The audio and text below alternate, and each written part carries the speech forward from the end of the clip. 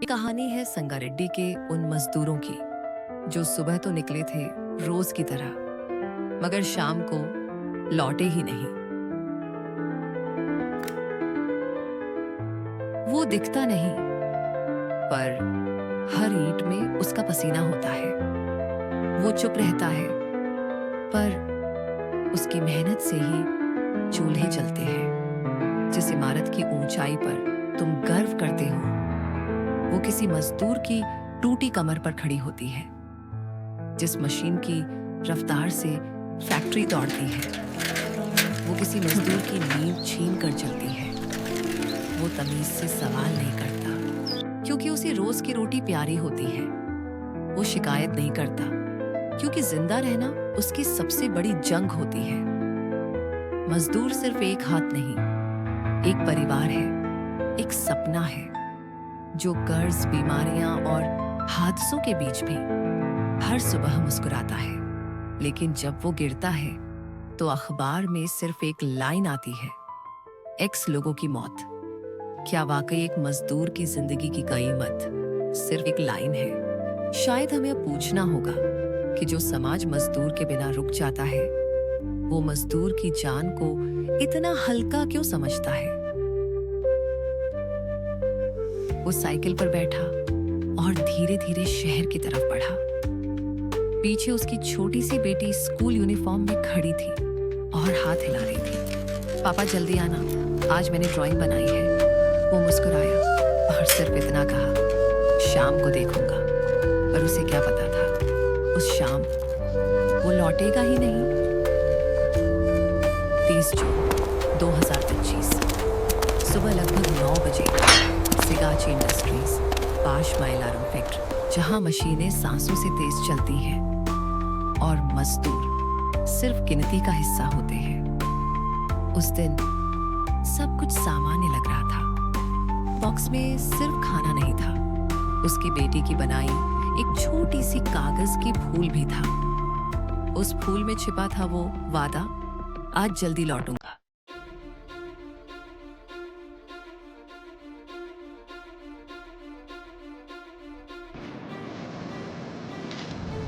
पर एक मशीन थी, स्प्रे ड्रायर, जिसका तापमान चुपचाप चढ़ रहा था।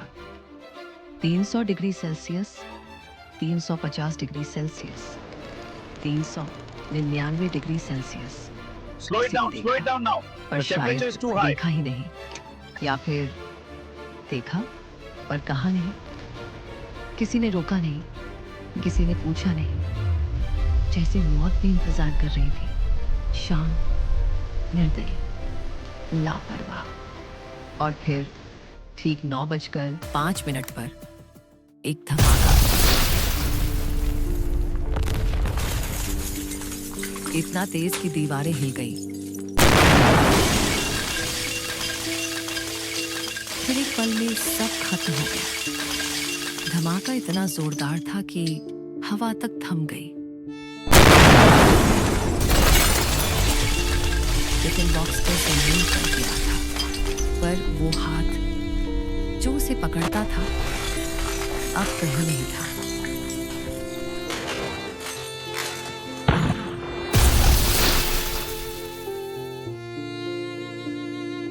लाशें हवा में उड़ी, टिफिन बॉक्स आग में जल गए, और वो फूल जो बेटी ने सुबह दिया था, वो भी राख हो गया।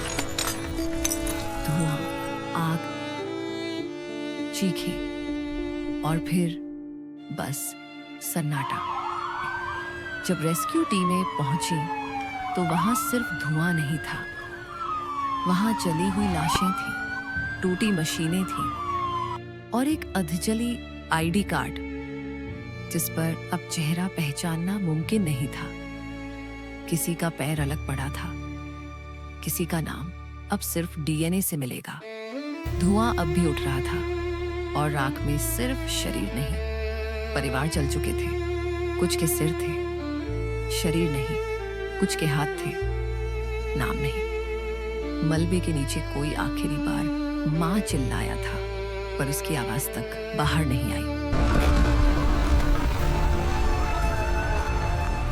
30 जून 2025 सुबह लगभग 9 बजे Sigachi industries 5 mile iron factory की स्प्रे ड्रायर यूनिट में विस्फोट हुआ, जिसके तुरंत बाद आग लग गई।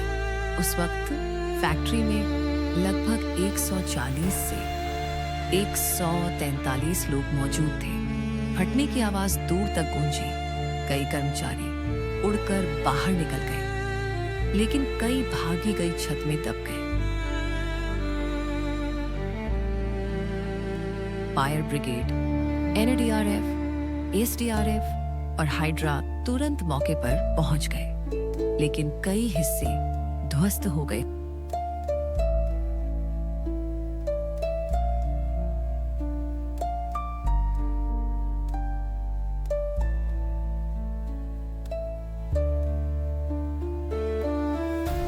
रेस्क्यू टीम को सिर्फ मांस और राख मिली। डीएनए टेस्ट चल रहा है। कौन था, अब यही पता लगाना बाकी है।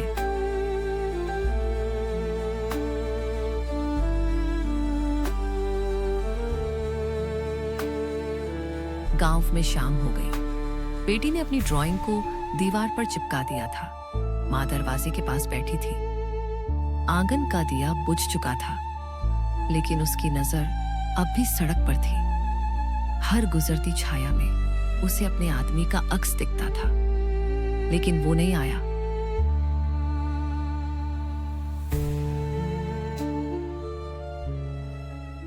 फिर आई खबरें, डीएनए से पहचान होगी, 1 करोड़ रुपए मिलेगा, 10 लाख रुपए मिलेगा, 50,000 रुपए मिलेगा। जैसे किसी की जान का रेट कार्ड छप गया हो। पर उस मां की नींद कौन लौटाएगा? उस बेटी का बाप कौन लौटाएगा?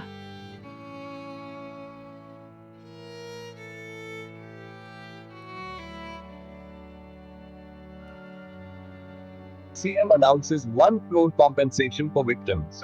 तेलंगाना से रेवंत रेड्डी ने 1 करोड़ रुपए मुआवजा मृतकों के परिवारों को और 10 लाख रुपए गंभीर एवं 5 लाख रुपए अन्य घायल को देने की घोषणा की।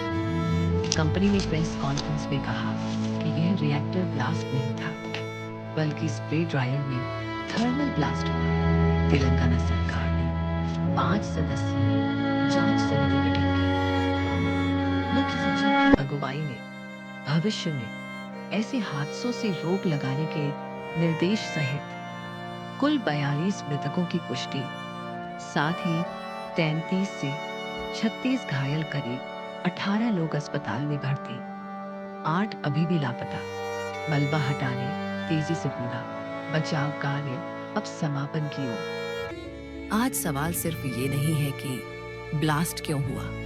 सवाल ये है, क्या हम उस मजदूर को याद रखेंगे या उसकी राख भी किसी मुआवजे में गिन ली जाएगी?